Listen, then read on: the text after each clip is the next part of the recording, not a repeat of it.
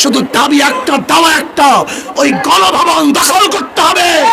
আজকে আমার ভাই রক্ত দিয়েছে, আমার ভাই জীবন দিয়েছে, আমার ভাই হসপিটালে ঢুকে দিলে মরছে, আমার ভাই জেলখানায় অবরুদ্ধ অবস্থায় আছে, আমার ভাই কবরের মধ্যে চলে গেছে। ওদের বিচার না করা পর্যন্ত রাজপথ ছাড়বে না ইনশাআল্লাহ। আমার খুনি হাসিনার সাথে কোন সমঝোতা নাই, কোন বৈঠক নাই, শুধু পথ এবং মাঠ একটাই, ওই বিটায় ব্যতীত রাজপথ ছাড়বে না। আমরা যাবো ইনশাআল্লাহ। ভাই আমার, শেখ হাসিনা আমাদের রক্ত নিয়েছে, আমাদের জীবন নিয়ে সিনেমা খেলছে। আমি প্রশাসনের ভাইদেরকে বলতে চাই, আমি আর্মি থেকে বলতে চাই, পুলিশ থেকে বলতে চাই, জনগণের টাকায় বুলেট যেন জনগণের বুকে বিদ্ধ না হয়। যতদিন পর্যন্ত শেখ হাসিনার পদত্যাগ না হবে ততদিন পর্যন্ত রাজপথ ছাড়বে না ইনশাআল্লাহ।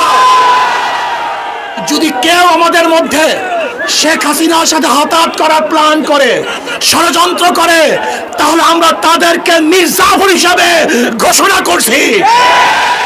শেখ হাসিনার সাথে কোনো বৈঠক নেই, কোনো আলোচনা নেই, শুধু দাবি একটা, দাওয়া একটা, ওই গণভবন দখল করতে হবে।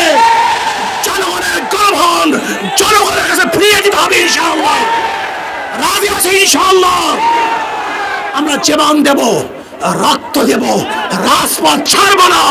শেখ হাসিনা উৎখাত করেই ছাড়বে ইনশাআল্লাহ। এক দফা, এক দাবি, শেখ হাসিনা কবে যাবি? এক দফা, এক দাবি, শেখ হাসিনা কবে যাবি? শেখ হাসিনা এখন যাবি। এক দফা, এক দাবি, ইনশাআল্লাহ। আন্দোলন চলছে, চলবে, চলতে থাকবে। আগামীকাল গণমিছিলে সবাই অংশগ্রহণ করবেন, কেউ ঘরে থাকবেন না। যদি মরার জন্য হই, আমরা কেউ মরবো না।